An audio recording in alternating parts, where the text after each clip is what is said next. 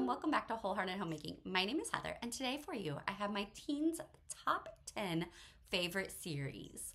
All right, let's get started. I have these in order of kind of age. So first up is Green Ember, and I recommend this for the whole family. We absolutely love this. My oldest, I cannot even count how many times she has read this series. It is a lovely story that follows two rabbits, Heather and Picket, whose whole world is just upended very early in the story. There is some violence in here, so if you have sensitive children, actually if you have sensitive children, probably all of the books I'm going to mention today are going to be a no-go. But there is violence that happens, and it is how these two rabbits grow up and learn to love and protect their nation of Natalia. It is a wonderful series, but it does get kind of serious. And on that, we have a series of unfortunate events. Very serious, hilarious. This is by Lemony Snicket. I'm sure many of you have seen the Netflix series, or you've seen the original movie, which I prefer to the Netflix series. But this one is different from the movies in a way. But you're going to follow three children who are orphaned, very, very outside of the book, and are taken in by Count Olaf, who is supposedly their nearest relative. He is basically trying to get their fortune, and trouble ensues. All the rest of the series follows as they go to different relatives and try to escape Count Olaf and his goons. So it is wonderful. It's hilarious. If you are looking to increase your children's vocabulary, it will definitely do that. It will keep you reading. My child, who doesn't like to read, has just not been able to put them down.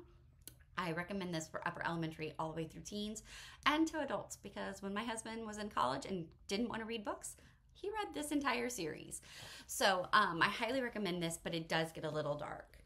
On that note, we have the Mysterious Benedict Society. Mysterious Benedict Society is a wonderful series. It is a thicker book. We did the first book as an audiobook for the whole family, and it was a little dark for some of my younger kids, because you have a child who answers an ad about children with special skills who can pass certain tests. He passes the test, and just kind of crazy things happen. I can't tell too much without giving away the whole series, but a lot of dark nemesis are about in this story as the children try to thwart their ultimate evil plans. So I highly recommend this book for upper elementary to teens.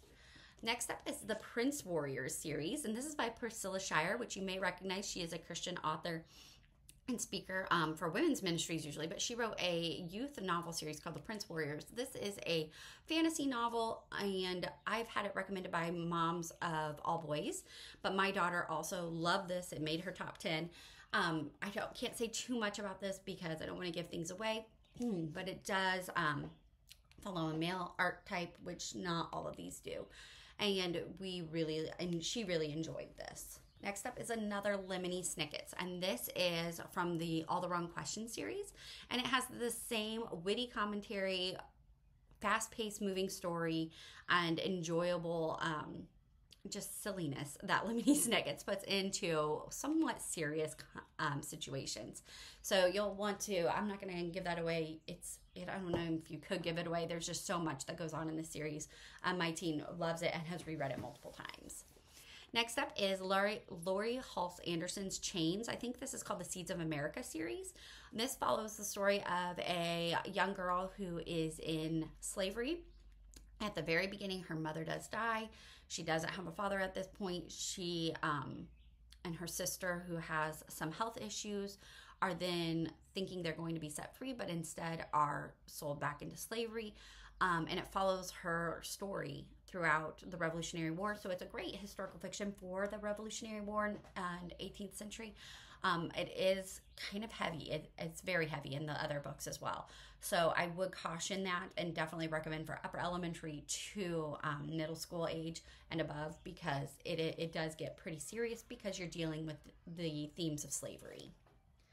All right, next up is Gregor the Overlander. This is by Suzanne, and yes, that is the author of The Hunger Games. I don't feel that 13 is really the right age for The Hunger Games. Maybe when she's 16. because of the romance issues. But Gregor the Overlander is a great segue into it, and I recommend this for middle school age. And it is another fantasy novel. So Gregor is a young boy who lives in New York City, and things happen where he is now taken down to a magical land underground, and they are having some serious issues, and he may be the one to fulfill their prophecy. And so this series, it was one that I also enjoyed reading. It's quick moving. It does have some dark things because you have violence, you have battles, and things like that. Very little romance. I don't even know if I would call it romance, crush. And so we really enjoyed this series. Next up is Margaret. What is her name? Margaret Peterson Haddix and the Missing series. She actually has a couple of series that my daughter and I have loved, but the Missing series is the one that she chose as her top 10. This book is standalone, really good. It's found, very first book. It is very different from the other books in the series, though you follow the same characters. And you kind of need to know this one, and you kind of need to read them in order. Found is a fantasy, mystery, historical fiction. It has all of that going on in it. In this one, you learn about some adopted children, and they come together and learn a little bit about, they're trying to find out their origins, I guess is how I will say it. And as you go on to the other books, you'll dive into historical fiction. And like I said, you do want to read them in order. It was an enjoyable series and not exactly where I thought it was going to go. Very science fiction meets fantasy meets historical fiction meets mystery. It's got it all going on. And it was very interesting. We've actually been devouring this particular author. Also on her list is The City of Ember. So it's the first book of Ember by Jeanne DuPrau. I read this back in the day, a long time ago. I'm old. It was a 2003 book, so I think I read it in high school, maybe college. But this is a dystopian novel, and it follows Lena Mayfleet and her life in underground, where they live now and they don't even realize that that's going on. That's all she's ever known. They're running out of electricity. They need to save the city. I know this is not selling it very well. If you've seen the movie, it does follow it pretty closely. It has a couple main differences, but we really enjoyed this book. I like dystopian novels, and this was kind of a good introduction to dystopian novels for my young teen. So The False Prince is the next one, and it is by Jennifer A. Nielsen, who we absolutely adore as an author. But in this series, you're going to follow a young man named Sage, and he is an orphan. So it does have some heavy issues with orphan and abandonment. And then it follows along with a kind of civil war in the kingdom and the different people who are battling for power. And it is very interesting how Sage and some other orphans come into play in that civil war. So thank you so much for watching.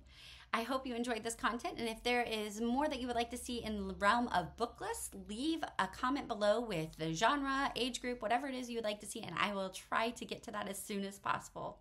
Thank you so much for watching. Have a great day, and let us go forth and strive to serve the Lord and our families wholeheartedly.